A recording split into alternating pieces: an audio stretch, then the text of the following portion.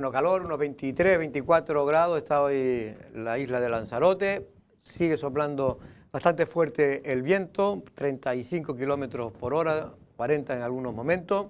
Este es el estado del tiempo en la isla de Lanzarote, que va a continuar así prácticamente durante los próximos 2 meses. Buenas tardes, estamos en Café de Periodistas y como siempre saludamos a todos los oyentes de Lancelot Radio, también a todos aquellos que nos ven a través de internet y también en este caso a los televidentes de Canal 4 Tenerife y Canal 11 La Palma, porque desde hace ya un mes se está retransmitiendo en directo para estas dos islas Canarias. Don Manuel García Dene, buenas tardes, don Manuel, ¿cómo estamos? Hola, buenas tardes, bien, Jorge. Vamos a hablar también a don, en este caso a don Sergio Calleja, casi se me olvidó el nombre, ¿y sabe por qué, don Sergio? ¿Por qué, Jorge? ¿Cómo Porque estás? llevo ya mucho tiempo sin verlo. Vaya, hombre. 13 años juntos aquí. ¿O Y la cercanía hace el roce, ¿no? ¿Qué tal, Jorge? ¿Cómo están? ¿Bien? Buenas tardes. Vale. Pues sí, don Pedro, don Sergio, estamos muy bien. En este caso aquí pasando, como dice uno, el día. Lo que me quedo asombrado es la cantidad de accidentes que hay en la isla de Lanzarote. Yo no voy a decir aquel chiste barato de que en Lanzarote hay tantos coches que están chocando todos unos contra otros, pero casi, Manolo. Ayer otro accidente, en este caso en la conocida avenida de las playas de Puerto del Carmen. Ya lo hemos dicho con reiteración, parece más una plataforma de cochitos chocones que realmente una vía donde se puede trasladar a la gente con cierta normalidad. Habría que analizar, evidentemente este tipo de cosas, imagino que estén ocurriendo en todos lados, nosotros tenemos acceso a esa información, también es verdad que nos llega a los medios de comunicación casi todos los accidentes que hay en Lanzarote, sean o no de gravedad. La gran mayoría son simplemente gente que vuelca su coche, se sale o rompe el coche. No hay ni heridos graves, ni personas. Pero sí llama la atención, Manolo, el hecho, vamos a ver, es verdad lo que dices tú, en otras islas seguramente no tendrán la eficacia y la eficiencia que tiene el servicio de prensa en este caso de seguridad y emergencia de Lanzarote, ¿no? Porque ponen todo, ¿no? Es decir, me parece que hay una transparencia total. No sé cuántos gatos, pero oye, los gatos yo siempre sabía que antes se subían a los árboles. Y a veces bajaban y a veces iba uno y se los cogía. Pero yo, en el caso de los gatos, yo no sé si realmente tienen que desplazarse los bomberos a bajar un gato. Antes los gatos se esperaban y bajaban por sí mismos, porque yo no recuerdo haber visto un gato morirse en un árbol. También es verdad que antes no había ni árboles en Lanzarote. Yo me acuerdo de los gamberrillos que lo que hacían era... hombre, eso tampoco. Mover la hoja a ver si se caían, ¿no?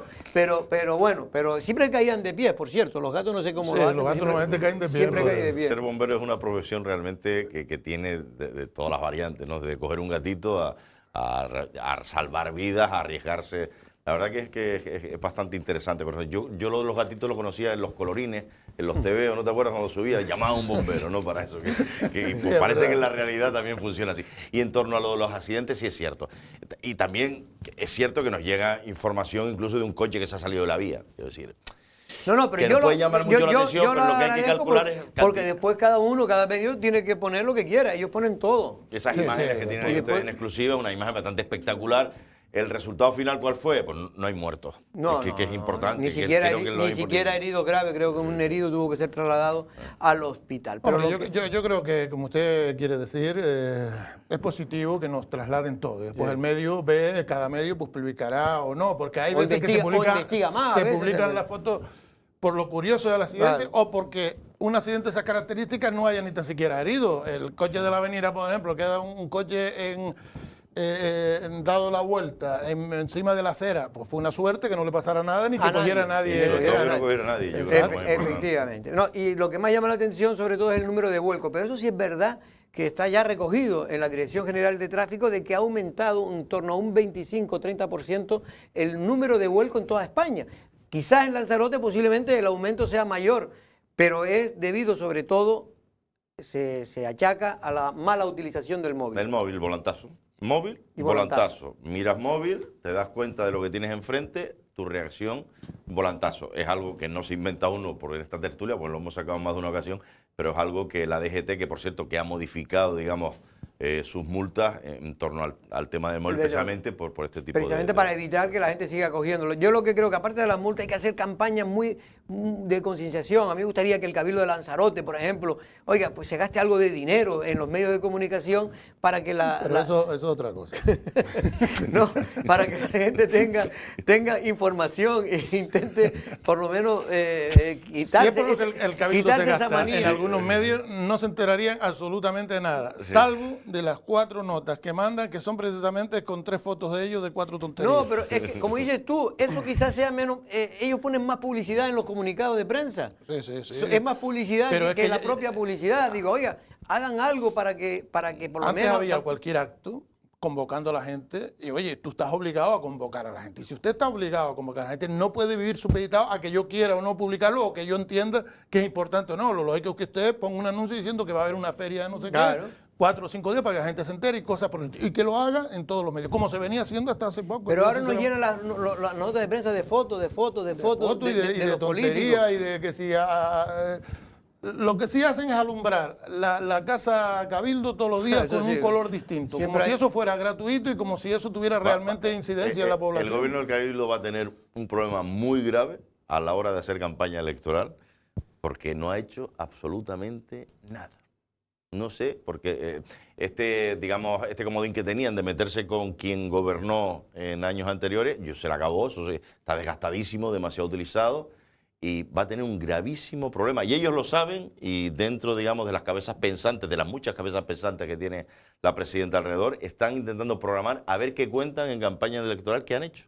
Porque realmente van a tener un serio problema, aparte de mandar esas notas que estoy contigo, que es que a veces dice, bueno, ya llega otra, con fotografías de Dolores Corujo de Gabriel y con textos de Dolores hablando de... Lo que hay es mucho cuento. Cuenta hay poco, pero cuento eso es verdad, hay mucho. eso Bueno, es verdad. por cierto, que aquí hablando de accidentes de seguridad, está en Lanzarote reunido es el centro precisamente de la seguridad y el rescate de España. Todos esos consorcios de seguridad y emergencia, esos bomberos especializados en rescatar a heridos en coche, pues están todos hoy, o todos no, una gran parte en una jornada que se están celebrando muy interesante en el Consorcio de Seguridad y Emergencia de la isla de Lanzarote. Por cierto, que el aeropuerto de Lanzarote puede tener problemas una vez que aumente la llegada de turistas ingleses, sobre todo por el hecho de que hay escasez de policía en los aeropuertos para pedir los pasaportes. Sí. Eso es una denuncia que ha hecho el sindicato de policía a nivel de todo el estado. Aeropuertos como el de Madrid, ayer se vivieron imágenes donde una decena o centena Pero Jorge, que ya viene desde hace tiempo las compañías aéreas denunciando esa situación y diciendo que se puede agravar durante el verano, los meses de verano por el incremento de turistas que llega. Yo creo que lo más lógico aquí, aparte de meter más policías en esos controles, es que en el caso de Gran Bretaña, o en el caso del Reino Unido, que tiene una importante trascendencia económica turística en España, más que duplicar o poner más policías, lo que hay que hacer es exonerarles durante este verano de tratarles como un tercero país. Si son gente que hasta el otro día estaba viniendo en las mismas condiciones, debería aplicarse el mismo sistema, llegar a un convenio, oye, siguen pasando igual que antes. Ya después veremos qué tipo de problemas puede tener eso, pero me imagino que... Hasta que se busque una solución, claro, por lo menos. Porque si no, lo que vamos a va tener... a ser un caos. Mira, estos son situaciones normales, de las que se vive el aeropuerto cada 2 por 3, sobre todo, esto es para facturar. Mira, esta puede ser una imagen de hoy mismo, hoy jueves. Hoy vine yo de Madrid, llegué en el primer vuelo y ya simplemente tuve que subir arriba, me fueron a buscar a llegadas y ya estaba generándose esa imagen que tienes ahí, que se genera. Lo hemos dicho en más de una ocasión, ya lo de las policías creo que el propio Ministerio del Interior ya ha intentado poner solución, creo que ha asignado 5.000 policías nacionales más para 500, estos puestos. 500 eran 500, no 5.000. 500 para todos los aeropuertos, que va es poco. a aumentar, que pedían 1.200 los sindicatos 500. Y ellos se quedaron un poquito menos de la mitad. Pero lo que nos incumbe a nosotros, que es esa imagen, nuevamente, esa se va a seguir dando durante mucho, hasta que alguien realmente quiera, sin complejo, sacar los colores. Por cierto, que en Lanzarote hay una nueva directora. Que viene del Hierro, creo, bueno, en el aeropuerto de no Aena. sé si por a ser ver mujer va si es mejor o no. un poquito más más dialogante, y más que dialogante, el hombre, que por lo menos hable a los medios de comunicación de Lanzarote, que estamos ávidos en conocer los pormenores de Pues ese aeropuerto. esta directora, que a lo mejor no nos está viendo, ya le habrán informado o no de que hay jueves, digo el jueves porque creo que está jueves, sábado, no sé cuáles son los 3 días potentes del aeropuerto, pero cuando son potentes, en el que no hay puertas de embarque suficientes, es decir, hay tanto número de vuelos Sí, coincide. que no hay puerta de embarque suficiente y por lo tanto hay vuelos que pierden su slot. Es decir, la cantidad de gente que se acumula en ese aeropuerto es de tal calibre, es de tal importancia, que es un aeropuerto que se ha quedado pequeñísimo, enano, un aeropuerto sobre todo poco funcional. Para poco funcional en momentos determinados. Es verdad que cuando no hay nadie, no hay vuelo. Pues pero eso le pasa a todos los aeropuertos de España. Todos los España. aeropuertos del mundo. Pero claro, para lo que tiene que estar previsto un aeropuerto es para aguantar unas horas determinadas donde hay un gran tráfico de pasajeros y de aviones. Y el aeropuerto de Lanzarote no lo hay. Y mira, y tenemos otro problema también, que están ahora... Eso lo denunciamos por primera vez aquí en Lancelot, precisamente porque unos usuarios se quejaban de que AENA había quitado los aparcamientos, 4, 5, 6 que habían, para cuando uno iba a buscar en la terminal de llegada a su familiar, a su amiga, a su novia, en fin, a lo que sea, ¿no? Y en este caso, pues ahora se han retirado. ¿Y entonces qué hacen? Pues la gente aparca donde puede y en este caso en la parada de guagua. Y si no, paro exactamente por donde voy circulando y se sube la persona que voy a buscar. Es que si no me das otra opción, claro. ¿Qué quiere usted? Que yo vaya a aparcar dentro del aparcamiento. Y le cobra. No solamente me cobra, sino lo que tardo. Tengo que dejar el coche arriba, tengo que bajar, tengo que ir a buscar. Oye, que no, hombre, una cosa que se puede hacer de esa manera. Déjeme usted un espacio, como hay en otros sitios, yo llego, paro. Para embarque y desembarque. Se mete y ya está. Pero mira, Manolo, ¿te acuerdas cuando la primera media hora AENA que lo da gratuito? Pues hombre, de repente se puso rácana y te cobra. Es cierto que te cobra poco la primera media hora, pero te cobra. Y ya el hecho de que te cobre ya realmente indigna un poco, ¿no? Oye, que voy a recoger y usted me exige. Luego San Bartolomé en su día también tuvo la mala, digamos, el mal gesto de enviar ahí un policía a que le haga el favor a AENA. Y eso me parece feo. Más bien, yo te voy a decir la verdad, más que a AENA, el favor al que se lo estaban haciendo a los taxistas. Es a los taxistas. Hay que decirlo todo. Pero ¿quién era el perjudicado, Jorge? Los taxistas presionaron a los políticos de manera importante de San Bartolomé, que saben que tiene un poder importante, el colectivo de taxistas, tienen un poder importante y presionaron a los políticos para que buscaran una solución. Y yo entiendo también a los taxistas, porque los taxistas a la hora de salir se arman un follón aquellos coches esperando, como dices tú, algunos pues como no tienen dónde aparcar, aparcan en la misma carretera, otro en la guagua, viene la guagua, yo estaba allí y lo he visto. Nos ponemos estupendos para esto, se ponen estupendos, porque a mí me parece muy mal que haya quitado esos aparcamientos, porque que no está quién vas a coger, das otra vuelta. Y siempre va a estar, que tú tienes oportunidad de no estar parado, si quieres. Si quieres poner a un policía para que no estés parado, pero no para multar, hazlo, perfecto. Pero oye, si nos ponemos estupendos con eso, ¿por qué no nos ponemos estupendos con los coches que aparcan en los bordes? Ya no la imagen fea, eso no lo he visto yo en ningún sino el peligro que genera para el que camina por allí, porque la gente camina de noche por allí. Yo he tenido que coger aviones como cualquiera de nosotros que está en esta mesa de noche y ve gente que está saliendo del trabajo de noche, metiéndose en el coche. Y primero que es ilegal aparcar donde se aparca. Segundo, la imagen, que es bastante pobre. Yo creo que hay que dar una repensada al aeropuerto de Lanzarote. Hay mucho fallo y en este caso hay que hablar con la nueva directora a ver si ha venido aquí a trabajar, que me imagino que sí, y no a pasar el tiempo, porque a veces parece que los directores de aeropuertos de Lanzarote están para el día a día, pero no influyen en buscar alternativas, en mejorar el crecimiento o no del aeropuerto, ¿no? Por lo menos los de Lanzarote, no digo los de Gran Canaria y Tenerife, que eso siempre están pidiendo más. Yo creo que se limitan a ser los representantes de AENA y sus conversaciones son a nivel interna y no trasladan esas sensaciones a los habitantes de Lanzarote, que también tienen derecho como usuarios. Es que no es una cosa que viva al margen nuestra. No solamente es parte fundamental del desarrollo económico de Lanzarote, si no tenemos un aeropuerto acorde con nuestras necesidades, pues eso evidentemente tiene un impacto negativo en nuestros visitantes. Pero es que además nosotros usamos frecuentemente los aeropuertos para trasladarnos de un lado a otro y tiene que darse en condiciones que podamos a hacerlo si se puede hacer, porque otra cosa es que pidamos cosas imposibles, pero lo que estamos pidiendo es que después vamos al sitio en el que desembarcamos y lo vemos, o sea que no es ni difícil ni es una cosa excepcional para AENA. Efectivamente. Bueno, vamos a ver si se solucionan esos problemas. Creo que la clase política de Lanzarote tampoco presiona lo suficiente para que se tomen más en serio las autoridades de AENA los problemas de mejora de ese aeropuerto.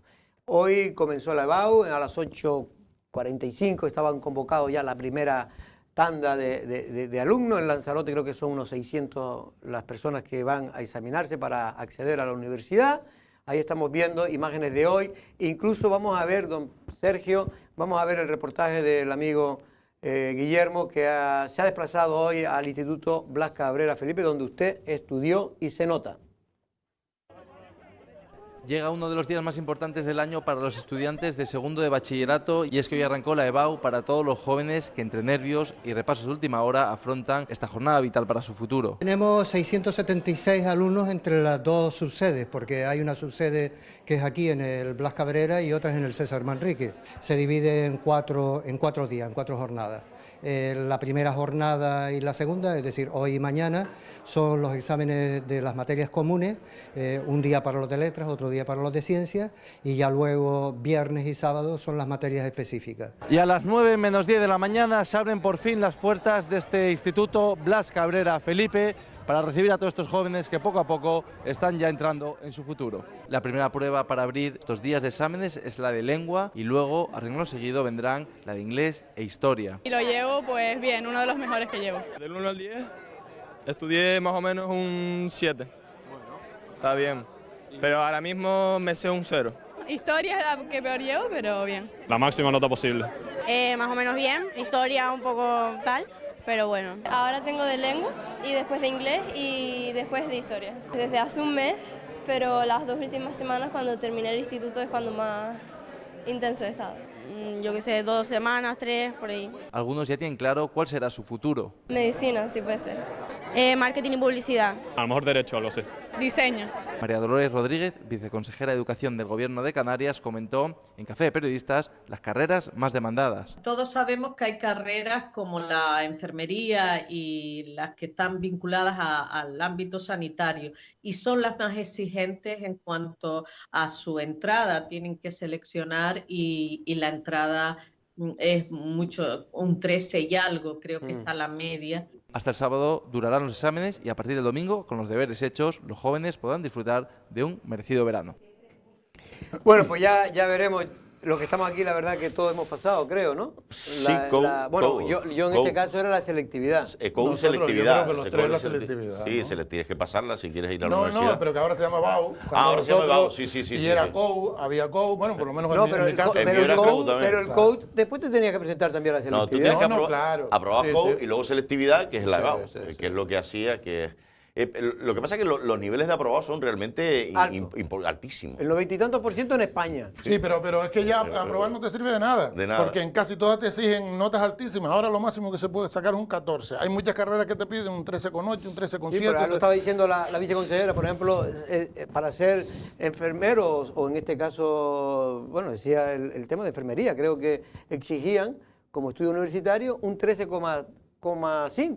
Sí, no, muchas carreras. O sea, Claro, sobre todo exigen donde más demanda hay y menos oferta, es donde más se sube, en este caso, los ratios, ¿no?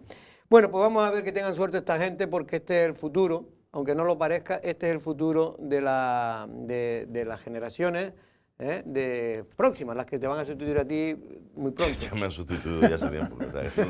nosotros tenemos muchas por debajo que están ávidas de sustituirnos. Y la verdad es que se va bastante rápido el tiempo. Más rápido que uno se cree. Uno estaba ahí y mira por dónde vamos ya. Y es verdad también que y no, y a medida que vas cumpliendo edad y te hace más mayor, la mecha más corta, ¿no? Y te queda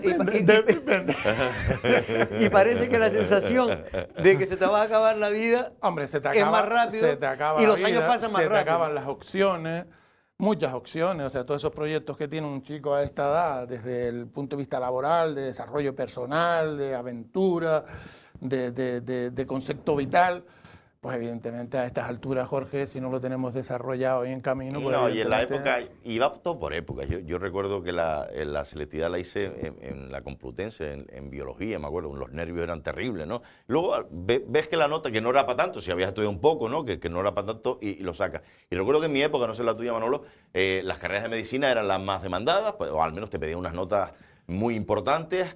Estaba fisioterapeuta también en mi época, que también pedían menos que medicina, pero a día de hoy, por ejemplo, las más demandadas son las ingenierías, ¿no? Porque tienen una salida, por lo visto, los ingenieros los españoles, imagino que también del resto de Europa, están siendo, bueno, se los rifan, ¿no? Por todos lados, y es casi éxito garantizado, al menos en vida laboral, ¿no?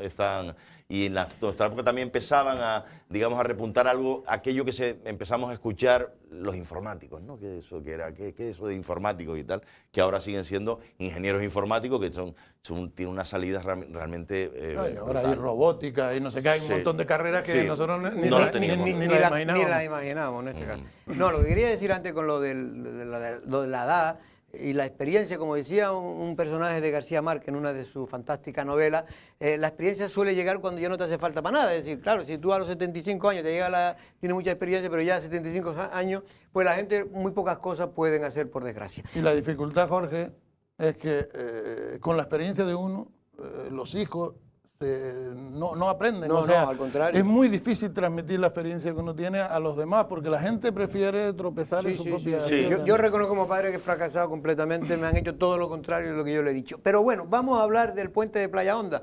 ¿Por qué? Porque por lo visto se va a licitar esa obra, por fin, 3 millones, para aliviar, de alguna manera, la situación de medio caos que se produce en algunas ocasiones y peligrosidad, porque esos coches que intentan llegar a Playa Honda en horas punta, y usted vive por esa zona, aunque vive en la parte de Arrecife, pero entra por Playa Honda, a veces yo he visto colas que se ponen en lo que es la LZ2, y eso es un peligro, eso es un peligro. Bueno, pues eso pretende solucionar, pero algunos lo consideran un parcheo. ¿Usted cómo lo ve, don Sergio? Un parcheo total, es decir, que sonriamos y aplaudamos a Frankis porque de este paso y después que venga Frankis a presumir, eso es vergonzoso. Eso necesita una obra brutal. ¿Que eso está bien? Claro que está bien, venga, es un parchito, vamos a dejarlo ahí, pero por favor, vamos a hacer una inversión que es la que merece esa zona, ¿no? Hay algunos que apuestan por una carretera que circunvale, otros que apuestan por un soterramiento. El soterramiento, y esto es una opinión, no hay una información, desde mi punto de vista, sería algo que daría, digamos, aún más calidad, ¿no? A una zona que va a más y lo que pasa es que me parece incomprensible que desde el gobierno de Canarias el señor Frankis pues esté empecinado a hacer otra cosa, ¿no? Yo creo que esta ha sido una solución que han buscado rápido por también la presión del propio Ayuntamiento de San Bartolomé, que sabía que esto es un punto negro, Manolo, y había que solucionarlo. Es verdad que es una solución mucho más inmediata que el afrontar una obra de esas características. Más bien podría incluso ser un paso previo, porque evidentemente esa obra, en principio, ya parece que no la van a hacer, pero si estuvieran por hacerla, tardaban 3, 4 o 5 años más en ejecutarse. Lo que sí es verdad es que tampoco ha sido tan inmediata, porque no hay que olvidar que esta obra se pidió siendo alcaldesa la actual presidenta del Cabildo y que vino la que era consejera de Obras Públicas en su momento, que era la majorera, no me acuerdo ahora del nombre. Sí, Chacón de apellido, exacto. Sí. Pues ahí fue cuando vino, que yo fui a esa convocatoria de prensa que hubo y se habló pues precisamente de abrir ese túnel para que pudieran entrar coches antes de llegar a la rotonda, o sea, los carriles más cercanos podían girar y meterse ya hacia Aldeila. ¿Eso puede aliviar? Yo creo que evidentemente si está contratado por profesionales puede aliviar.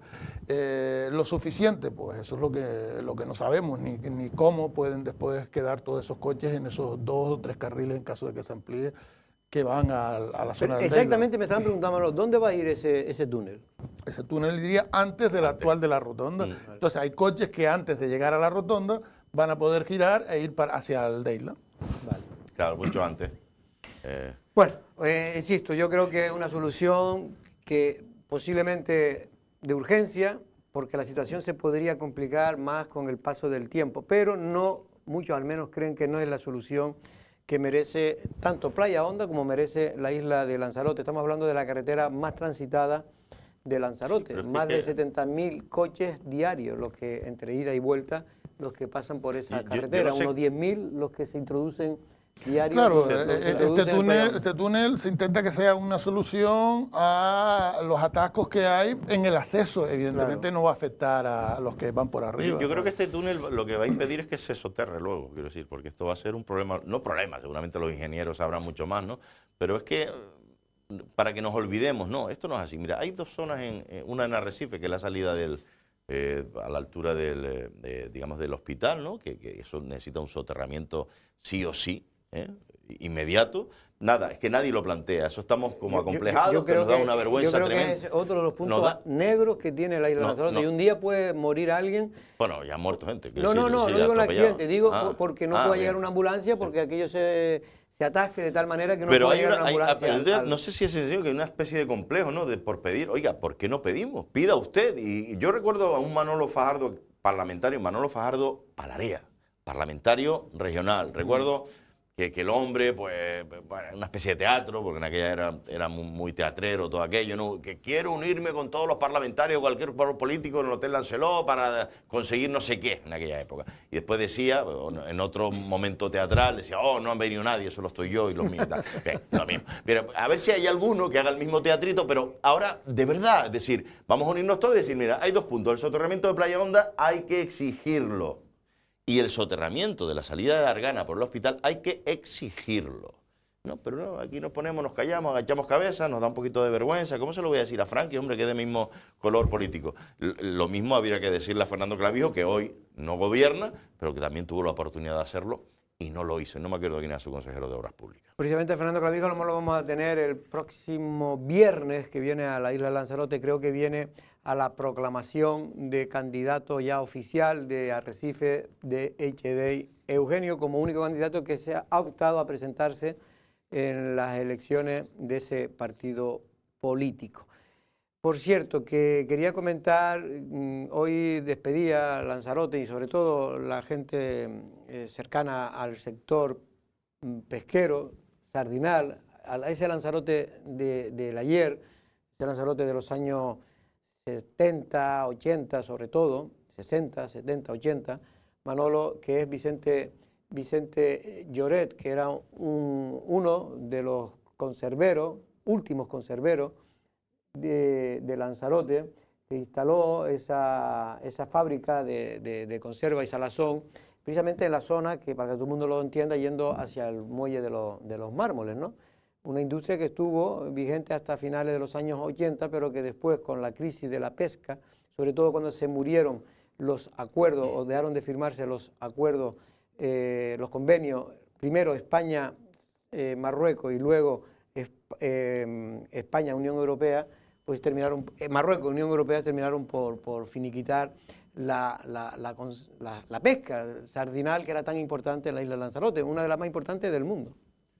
El arrecife que reclamamos como histórico es el arrecife creado precisamente ante la demanda de mano de obra, fundamentalmente con un movimiento migratorio interior, o sea, la gente de los pueblos venían a Arrecife a trabajar en esas fábricas. Fue el impulso económico más importante que ha tenido la isla anterior al desarrollo turístico, y concentró todo ese potencial en la capital, que es donde estaba el puerto y donde se colocaron las industrias. Pues de eso han sido precursores gente como Vicente Lloret, que la fábrica estaba enfrente de donde hoy está Ikea y demás. Sí, para que ¿no? todo el mundo lo... Sí, hasta hace poco estaba el nombre ahí todavía, seguía estando... Y ahí fueron una de las también que hicieron casas para los propios trabajadores que venían, en este caso sobre todo de la península, muchas trabajadoras, porque también una cosa que trajo las conserveras es que Lanzarote trajo muchas trabajadoras. Precisamente nos lo recuerda Delgado Morín en esta pieza informativa que hemos realizado y en homenaje, en este caso, a don Vicente Lloret, que moría antes de ayer, a los 80 años de edad. Hoy el sector pesquero de Lanzarote despedía al conocido conservero alicantino que dirigió una de las últimas conserveras de la isla, Lloret y Linares, situada cerca del Muelle de los Mármoles. Vicente Lloret tenía 80 años y gestionó desde los años 70, cuando llegó a la isla, la conservera, además de varios barcos sardinales, contribuyendo junto a otras fábricas como Garavilla, Ojeda o Rocar a dar riqueza a Lanzarote con sus pesquerías en el llamado Banco Canario Sahariano desde los años 50 hasta finales de los años 80, fecha en la que el sector pesquero empezó a morir tras desaparecer los famosos acuerdos pesqueros España-Marruecos y posteriormente Unión Europea con el Reino de Marruecos. Delgado Morín, quien fuera muchos años secretario de la Cofradía de Pescadores de Arrecife, una de las más importantes de Canarias, considera a Vicente Lloret y su familia como una figura clave del sector pesquero de aquellos años. Personalmente ha sido una institución para la isla de Lanzarote. Él procedía de una fábrica que tenía ya sus padres y sus abuelos en La Gomera. Por eso fue Lanzarote la isla más eminentemente pesquera. Y Vicente Lloret López tuvo una actuación extraordinaria para la isla de Lanzarote, se enamoró en la isla de Lanzarote, valga la expresión, tanto de la isla como de su mujer, la madre de sus hijos, y entonces vivió hasta que él quiso morir en Lanzarote. Morín recordó que también crearon las ya desaparecidas salinas de Matagorda, en la costa de Tías, donde sacaban la sal para conservar el pescado antes de que se creara la fábrica de hielo en Arrecife.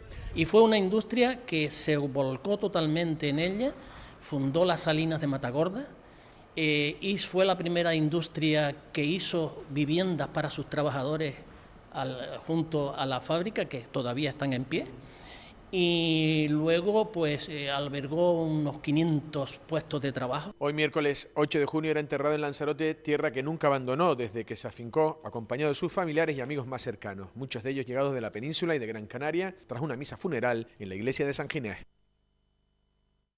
Bueno, pues es muy importante, don Sergio, recordar a estas personas que en su día apostaron por una actividad económica que fue la actividad principal económica de Lanzarote. Es que mucha gente cree que nosotros teníamos una actividad turística toda la vida. El turismo es una cosa moderna, una cosa de los años exactamente, empieza realmente de alguna manera importante a partir de los años 80, porque sí, había algo en los años 70, pero realmente cuando empieza a vivir la población de Lanzarote y empieza a tener efecto en el Producto Interior Bruto, es a partir del 83, 84, 85, cuando empieza a tener cierta pero en cambio, el sector pesquero controlaba el 70 al 80% del Producto Interior Bruto.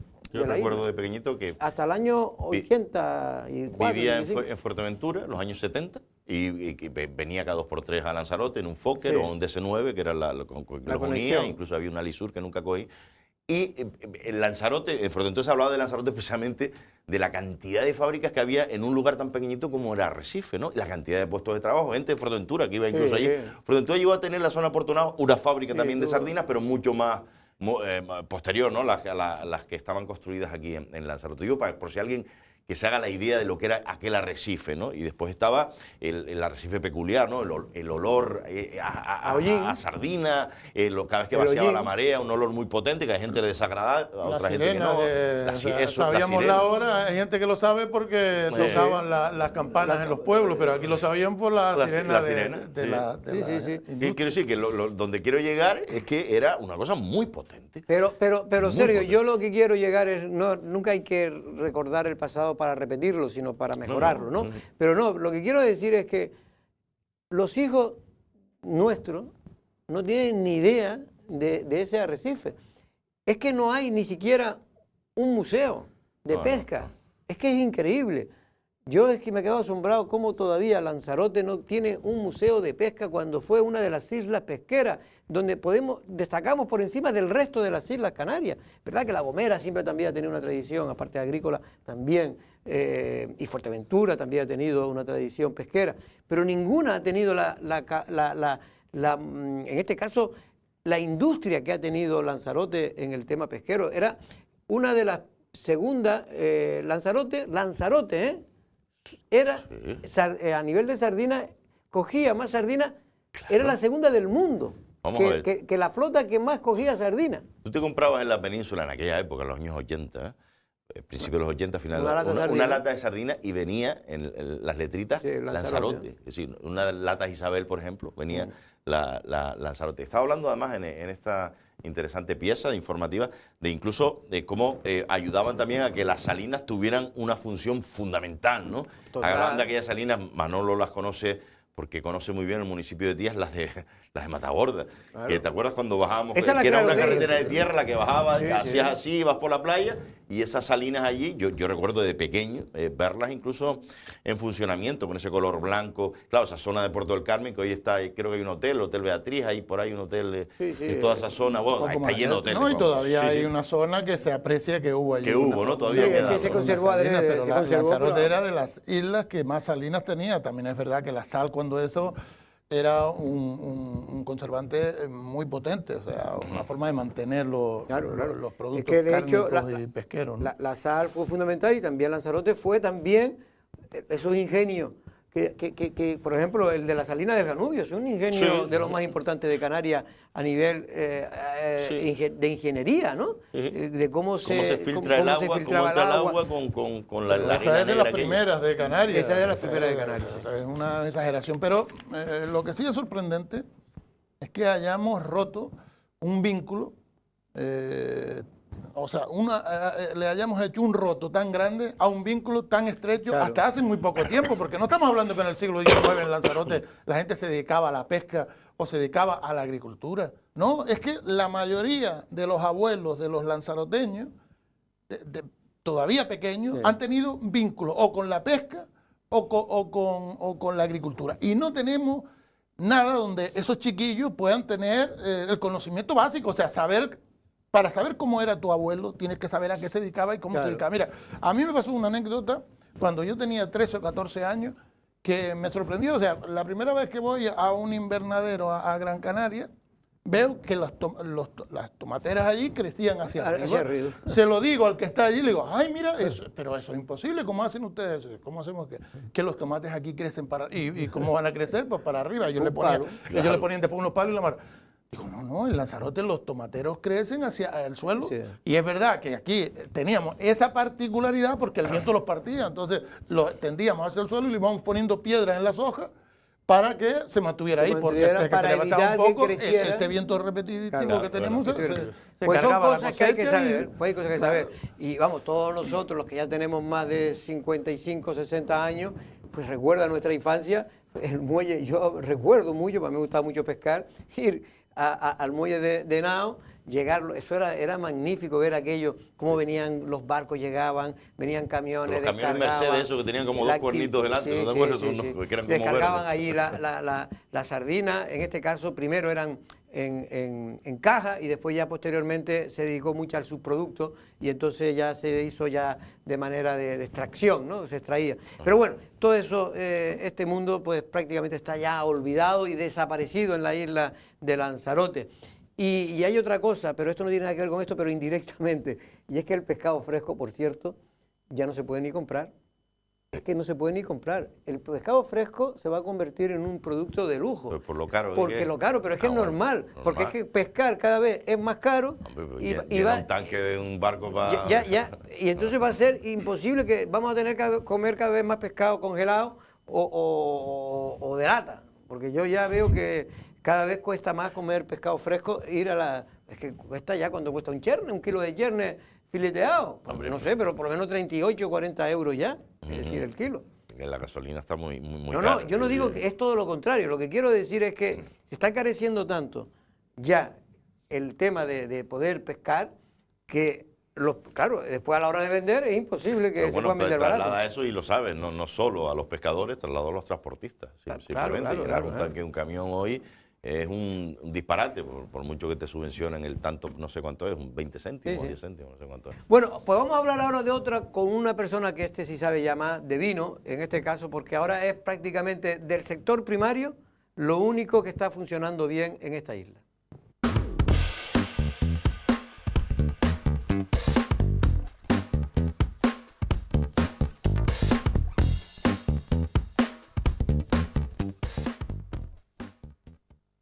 Bueno, si hemos dedicado unos minutos a la pesca y un poco a la añoranza de lo que fue esta isla pescadora de Lanzarote, ahora vamos a hablar de otra, en este caso otro sector, que es el sector vitivinícola, un sector que precisamente es de los pocos, lo dije antes, del sector primario que están progresando de manera adecuada en la isla de Lanzarote. Tenemos al presidente de la denominación de origen del vino de Lanzarote, don Víctor. Buenas tardes, ¿cómo estás? Hola, ¿qué tal? Muy buenas tardes. Bueno, don Víctor, en este caso le hemos llamado porque ya tenemos la calificación de la cosecha del año 2021, es decir, la que se consume ahora en el año 2022, y ha salido con una clasificación de muy buena, es decir, de 1 al 10 estaríamos en el 8 o el 9, ¿no? Sí, la verdad que sí, eso se coge en una serie de vinos de diferentes, tanto blancos como tintos, como algún que otro dulce, rosado, y se saca la mediana, fue una mediana de 13 puntos, y ha salido, pues, la calificación de la añada, pues, como bien decías tú, ha salido muy buena, ¿no? Eso significa, para que muchos lo entiendan, ahora vinos en fin, que son, pues, la gente, que pueden ser mejores o peores al gusto de la gente. Eso no significa, es decir, hay marcas que normalmente suelen tener mejor vino que otros. Eso significa que ahora unas pueden tener una calificación muy alta y otra más baja, ¿o no? ¿O eso no es así? ¿Te refieres a las calificaciones de las añadas? Sí, si mal no recuerdo, hace como dos años, no, antes de la pandemia, creo que se calificó como excelente, ¿no? Excelente. Fue una muy buena cosecha, hubieron muy pocas enfermedades y la uva entró muy sana, y por lo tanto, oye, las bodegas, eso también lo repercutimos en el vino, ¿no? La diferencia, no sé si era eso lo que... Bueno, yo lo que quería preguntar es si dentro del mismo año, o sea, tenemos este año una calificación de la añada muy buena. ¿Significa eso que aún así nos podemos encontrar vinos excelentes y vinos que realmente son solo buenos? Bueno, eso ya cada uno lo interpreta como quiere, ¿no? Pero nosotros, el Consejo Regulador lo que hace es que hace la mediana de todos los vinos. Habrán unos vinos que son muy buenos, otros que son excelentes, otros que no son tan buenos, pero siempre se saca la mediana de la calificación en sí de la añada, ¿no? Que serían los vinos lo que quiere decir que en general la media es bastante alta, por lo tanto, como mínimo, la mayoría está por encima de bueno, ¿no? La mayoría. Sí. Bueno, pues, don Víctor, este año la cosecha ha sido corta, la del año 2021. Se cogieron, si mal no recuerdo, y la memoria no me engaña, fueron aproximadamente 2.080.000 kilos. No fueron muchos, tampoco fueron pocos.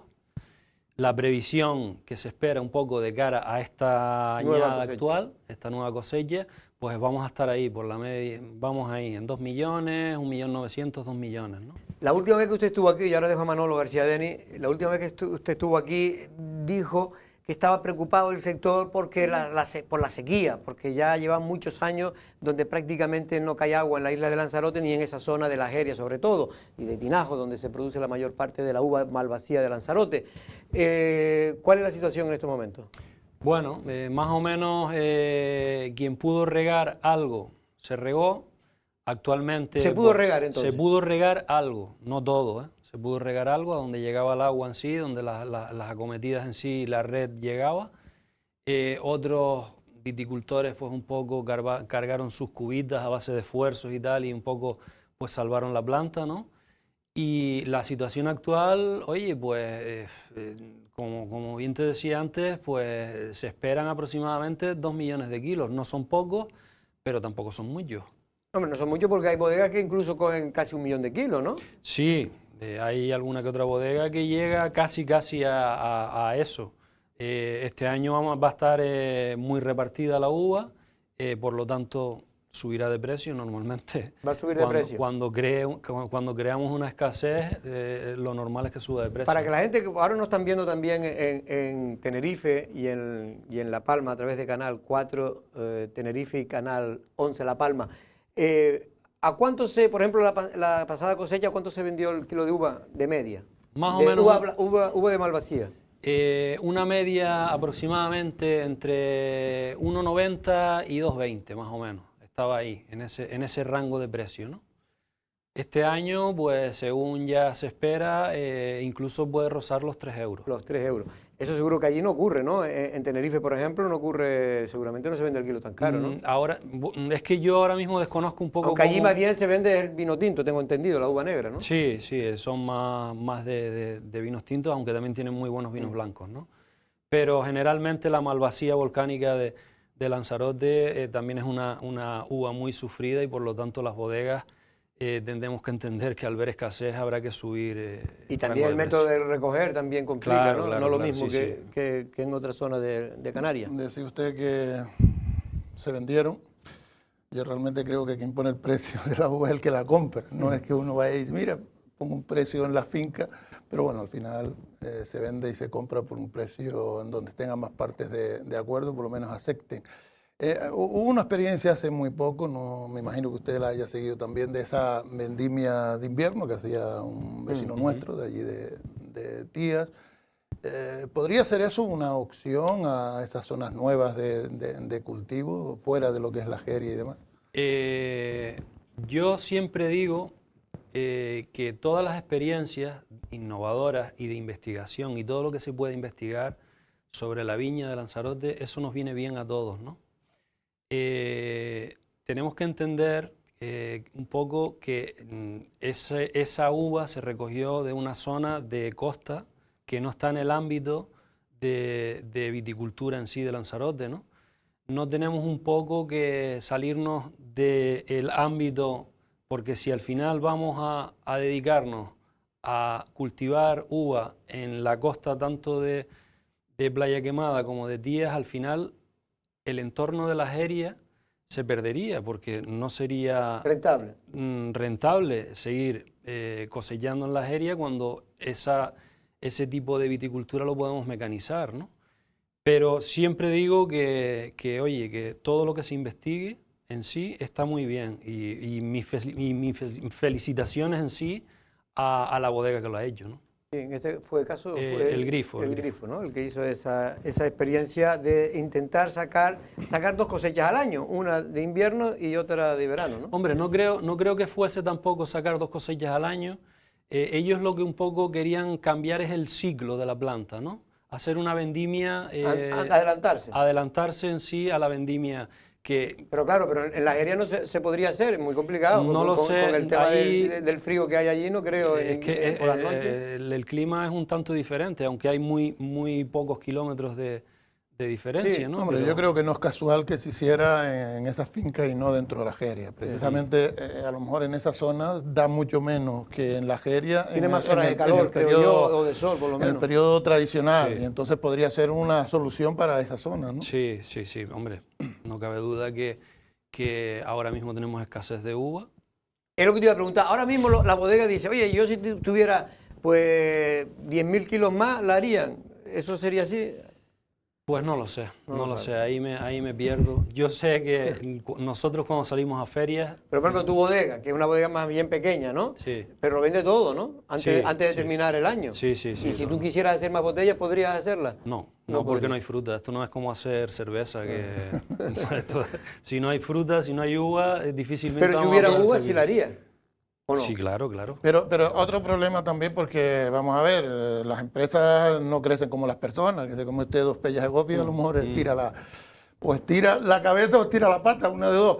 Pero en el caso, por ejemplo, su bodega es una bodega pequeña. El problema que tienen las bodegas en Lanzarote es que no pueden crecer porque le ponen muchas dificultades también. Entonces, ese tipo de cosas es las que habría que ir analizando con vistas a poder producir más, ¿no? Sin duda. Aparte de que hay bodegas grandes y bodegas pequeñas, pero actualmente han embotellado vino de la pasada añada 23 bodegas y hay censadas, si mal no recuerdo, 33 bodegas en sí. Ahora mismo hay, en la denominación de origen. Hay 33 bodegas. 33 bodegas. Eso para los que no ven de fuera... Deben quedar asombrados en una isla tan pequeña como una isla tan pequeña, pero lo que pasa es que, claro, que son muchas bodegas pequeñas, que muchas bodegas pequeñas pueden hacer varias grandes. Cuidado. Claro, cuando se unen 10 o 15, claro que puede ser como una grande, ¿no? Sí. De lo que se trata aquí es de que no sobre uva, como sobraba años atrás, que si nos vamos al recuerdo, hasta un año se planteó hacer compost con la uva y hacer vinagre también. Y de hecho se hizo vinagre. Pues hoy en día... Fue sin querer, se le estropeó el vino y se convirtió en vinagre. Pero pero bueno, que ya tú ves, hoy en día tenemos escasez de uva, los cambios que ha dado en sí la viticultura en sí Lanzarote. Pero esto es por todo, ¿por qué? Porque el ciclo ha cambiado, porque ha cambiado el ciclo económico de Lanzarote también a positivo. Sin duda porque se ha hecho una gran labor Primero por parte de las bodegas, porque no nos engañemos, aquí fueron las bodegas primero los que apostaron. No es que las instituciones públicas apoyaran, todo lo contrario. Más bien todo lo contrario. Las instituciones públicas siempre le han dado la espalda a todos estos sectores de alguna manera, no dándole facilidades, al contrario, complicándole la vida. En cambio, el sector económico ha cambiado, ¿por qué? Porque el curso económico de Lanzarote ha cambiado por el turismo y esto ha permitido que ahora se venda la uva a unos precios razonables, porque usted sabe, y usted lo sabe mejor que yo, que llegaba a venderse cuando estábamos en peseta, yo recuerdo, a 0,90 sí, perdón, 90 pesetas. A 90 pesetas Sí, el sí, kilo. 90 pesetas el kilo. Y se le pagaba a los 3 o 4 años, y usted lo sabe. Sí, señor, así es. Bueno, pero si él lo sabe y lo sufrió, porque su padre era viticultor, ¿no? Por eso, digo que él lo sabe mejor que nosotros. Pero en ese caso, usted dice, oyéndole hablar de todas esas pequeñas bodegas, yo lo que veo es la falta, o sea, que también prima ese protagonismo, ese orgullito que tiene cada bodeguero de producir su vino, cuando a lo mejor muchas de esas pequeñas bodegas podían llegar a un acuerdo para producir un vino determinado de una marca conjunta entre todos para, por ejemplo, exportar y garantizar que iban a tener ese producto en el mercado durante mucho tiempo, porque una bodega, no sé, las dimensiones que tiene la suya, o una bodega pequeña en general, pues a lo mejor en un año malo no va a tener la suficiente producción para surtir a mercaditos que le ha costado un montón de trabajo crear, ¿no? Sí, también tengo que recordar que esas bodegas pequeñas también tienen su propio cultivo, muchas de ellas.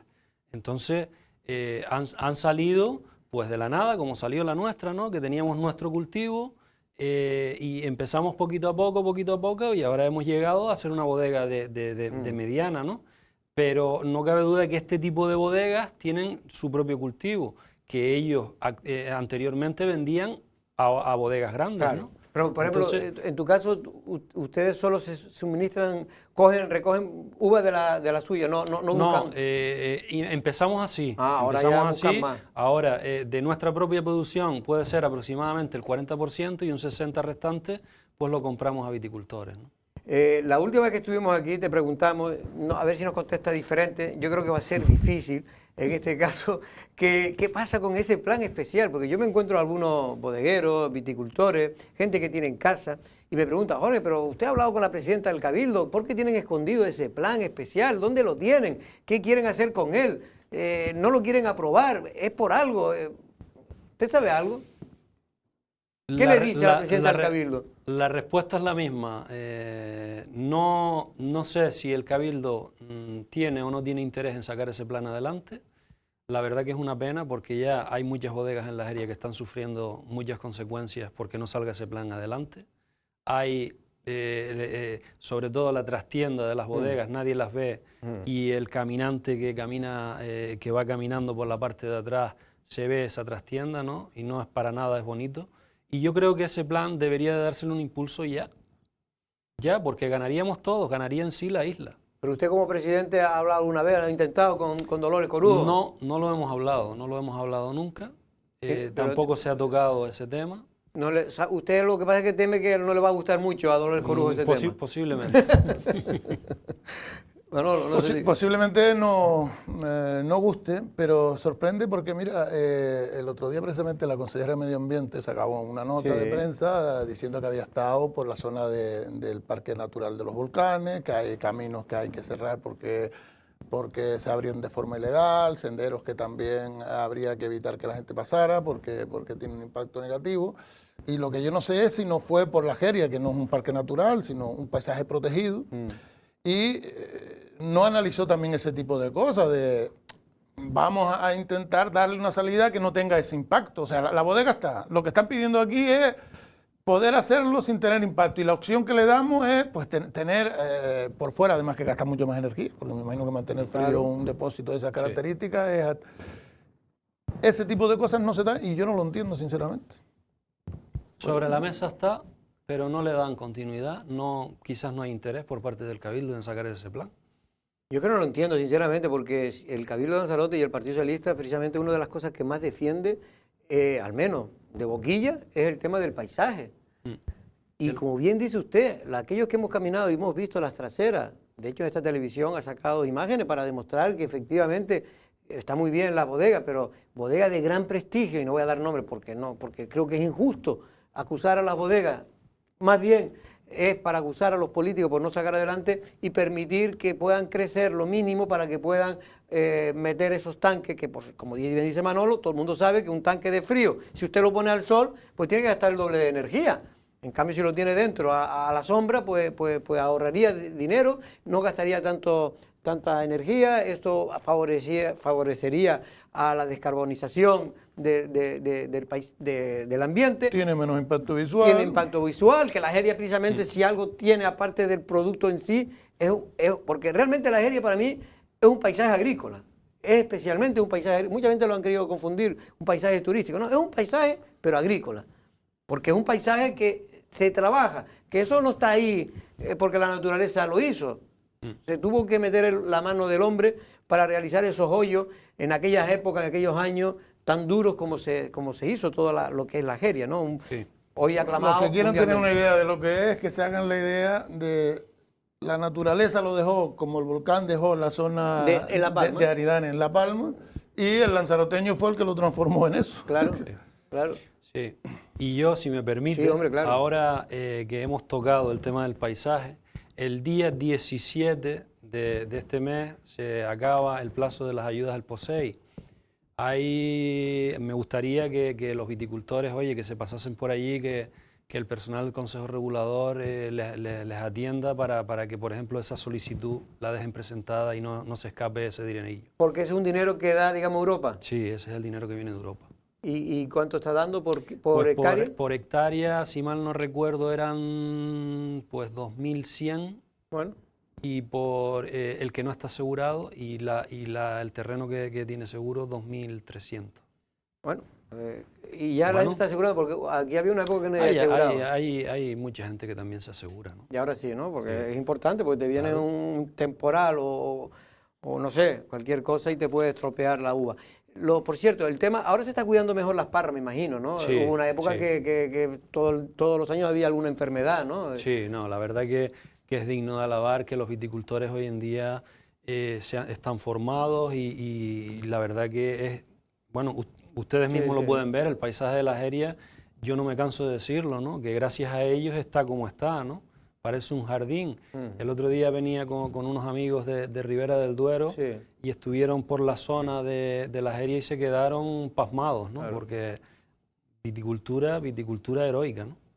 Hombre, yo recuerdo estar en La Rioja, en una de estas rutas del vino que se llama, y recuerdo, eso fue hace años, estoy hablando hace 12 o 15 años, y recuerdo que me quedé asombrado porque nos metimos en una bodega que era de cooperativa, de allí, de un pueblo pequeño, y producían 2,5 millones de kilos.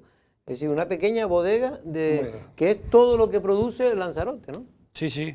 Cualquier bodega familiar pequeñita te produce por el orden de 2 millones y medio de litros. Eso no es algo común en Península y sobre todo en Mancha, que es la despensa en sí de España, ¿no? Allí cuesta más barato el vino que el agua. Claro que sí. Bueno, pues don Víctor, presidente del Consejo Regulador del Vino de Lanzarote, de la denominación de origen del vino de Lanzarote, que ya me dio la cifra, más de 30 bodegas están inscritas, ¿no? En ese 33, dijo. 33. No sé si todas, pero faltaría una o dos para llegar a esa cifra ya de 33. Por cierto, antes que lo despida, ¿ya se inauguró una nueva bodega que se estaba haciendo grande, o no sé, por la zona más de San Bartolomé?